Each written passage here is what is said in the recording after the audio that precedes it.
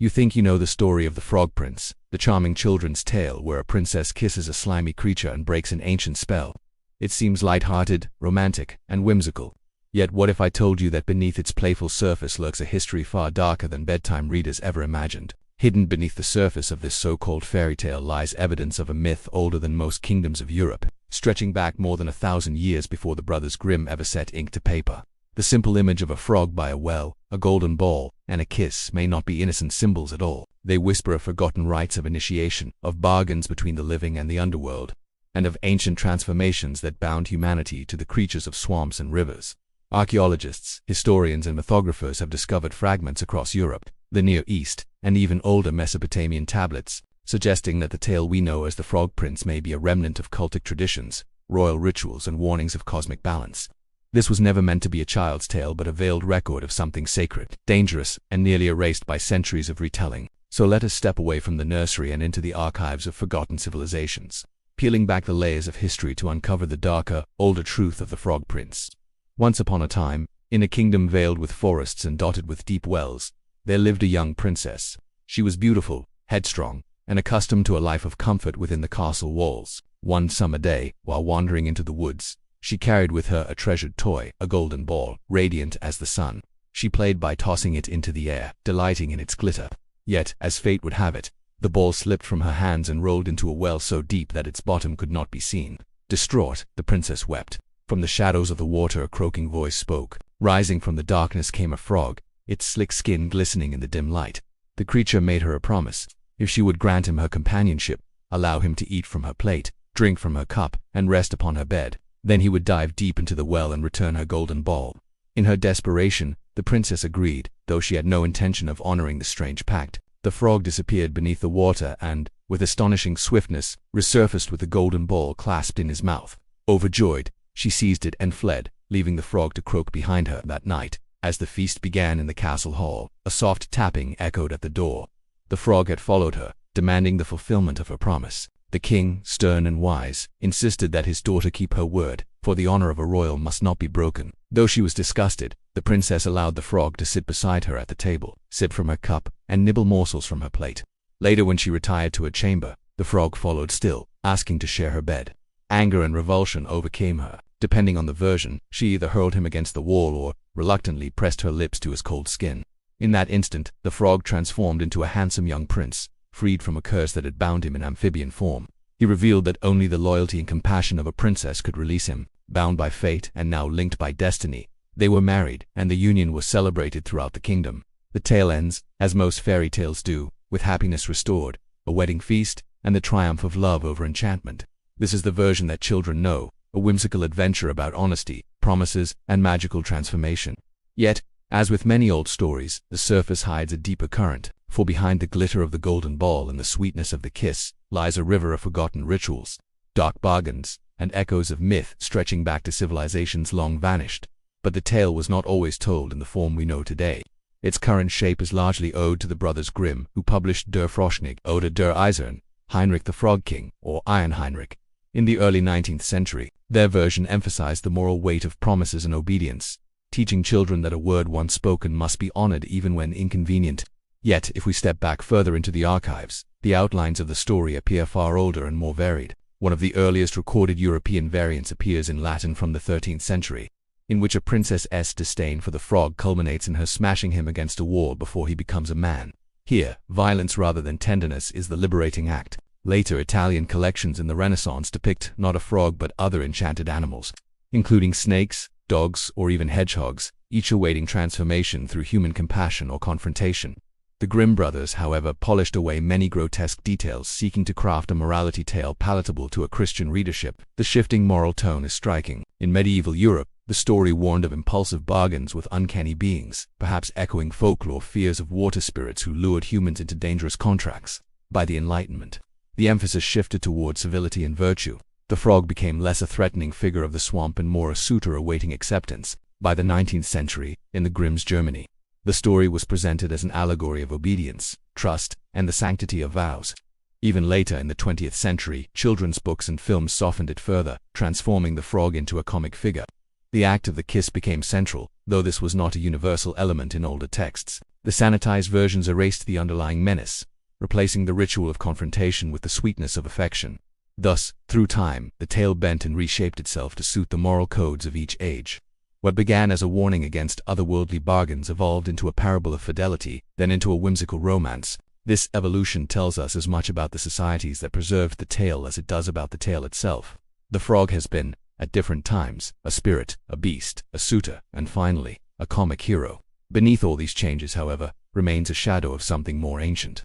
On closer inspection, the story's details mirror fragments of older myths scattered across civilizations. The image of a girl losing a precious object in water recalls myths from Greece, Mesopotamia, and even India. In each, the well or river is not merely a place of loss but a portal into the underworld, or the realm of the divine. The golden ball may be more than a toy. It is the sun itself, the soul or the essence of life descending into darkness.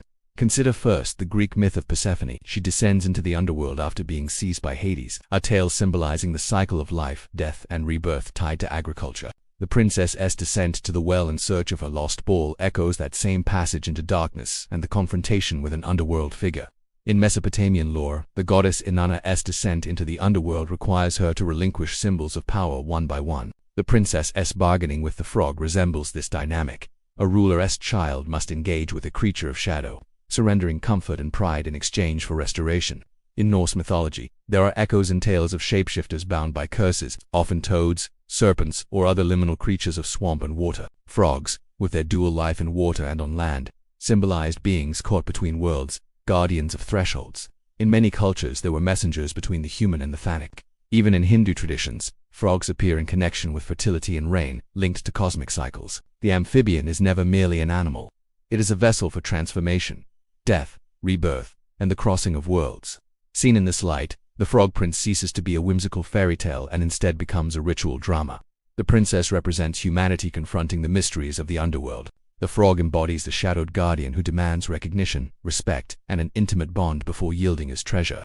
The transformation into a prince is not simply romance but the completion of a ritual, the reconciliation of mortal and divine, the joining of upper world and underworld. Could it be that the Frog Prince is not a suitor in disguise at all, but an echo of older gods? Perhaps he is the amphibian lord of thresholds, the liminal figure who unites water and land, shadow and light, life and death. The kiss or violent gesture is merely the external sign of a deeper passage, the acceptance of mortality and the rebirth of a new order. Thus, what appears a charming tale for children may in fact be the last fragment of sacred drama. Once performed in ancient groves and waterside sanctuaries, now remembered only through bedtime stories.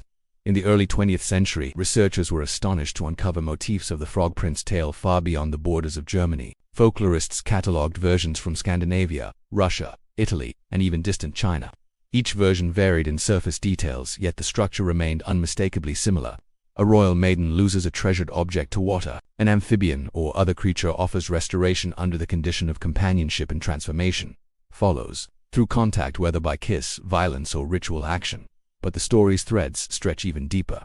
In 1913, archaeologist Hugo Winkler noted parallels between the grim narrative and fragments of Hittite and Mesopotamian myth. Tablets unearthed from the city of Ugarit described underworld beings who emerged from wells and rivers to strike bargains with humans. In these myths, water was not merely a natural resource but a sacred boundary between realms. To approach it was to risk contact with spirits of decay and renewal. Later discoveries in the Indus Valley suggested ceremonial frog figurines linked to fertility rites. Similar figures were found in Mayan temples, where frogs were honored as rainbringers, their croaks echoing the thunder of approaching storms. These ancient peoples did not consider frogs incidental creatures. They were symbols of liminality, creatures embodying the ability to shift between elements. The core pattern appears across continents. A mortal loses or sacrifices something precious.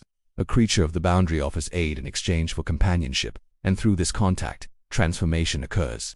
The universality of this motif suggests that the Frog Prince is not an isolated European fairy tale but the survival of an archetypal myth known for thousands of years. Some scholars now argue that its roots may stretch back to the Bronze Age, perhaps 4,000 years ago, when riverine civilizations first formed complex rituals around water spirits. The frog, dwelling in both water and land, would naturally symbolize passage between life and death. The golden ball may well be a vestige of solar cults, representing the sun's descent into the underworld each night, to be restored only through ritual acknowledgement of shadow. Thus the tale's presence from Germany to India, from Scandinavia to the Americas, reveals its global and ancient significance. It is not a trivial children's story, but a relic of humankind's attempt to make sense of boundaries, to negotiate with death, and to discover rebirth through contact with the sacred other.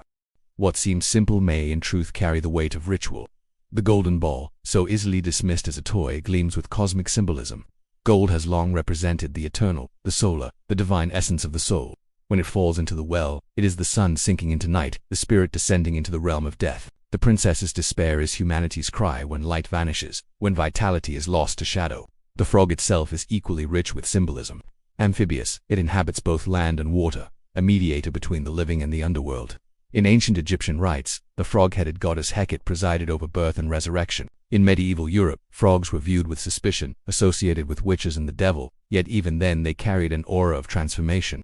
To dine with the frog, to drink from the same cup, is to accept communion with the liminal. The princess is forced into contact with mortality itself. The act of kissing the frog, or striking him against the wall, is the climactic ritual. To kiss is to embrace the shadow willingly, to integrate death as part of life. To strike is to confront it violently, to break through fear. Either way, transformation follows. The frog becomes a prince, which is not merely the revelation of a hidden suitor, but the rebirth of the self after contact with death. The king's command that his daughter keep her word is also telling. It reflects the ancient principle that covenants with spirits, once spoken, must be honored. Words carry power, and to break them invites destruction. The princess's reluctance mirrors humanity's fear of death, yet her submission or her confrontation becomes the very act that restores balance. Seen through this decoding, the tale reveals itself as a drama of initiation. The maiden represents the uninitiated soul, the golden ball, her lost innocence, the frog, the threshold guardian, and the transformation, the completion of passage. This is not romance but ritual, not whimsy but myth. It is a story about humanity's journey through death toward renewal. The story of the Frog Prince, which you once thought a sweet children's fable about a slimy creature kissed into charm, is in fact a fragment of something vast and ancient. It is the convergence of fairy tale, ritual, archaeology, and myth. What appears to be a game of a golden ball at the edge of a well is a reenactment of the sun's descent, the soul's loss, and the underworld's demand. What looks like a frog begging for a place at the table is a guardian of thresholds asking humanity to confront mortality. What seems like a kiss of affection is nothing less than the final acceptance of death's role in life. The alchemical act of transformation, across continents, through tablets, carvings, and oral tales, we find evidence that this story belongs not to Germany alone but to the human condition. It is a ritual of passage, retold as legend, softened into fairy tale, then sweetened into bedtime comfort. Yet its heart still beats with the pulse of the ancient world. The Frog Prince reminds us that beneath the surface of our most familiar tales lie shadows of rites we have forgotten. It is a story about life and death, loss and renewal, descent and ascent. It is a story that belongs not only to children but to every generation that has ever asked what lies beyond the well, beyond the dark water, beyond the veil of mortality. And if this ancient truth unsettles you, then prepare yourself. For every fairy tale you thought you knew may yet conceal a similar secret. They are not merely entertainment, but fragments of the oldest mysteries of humankind.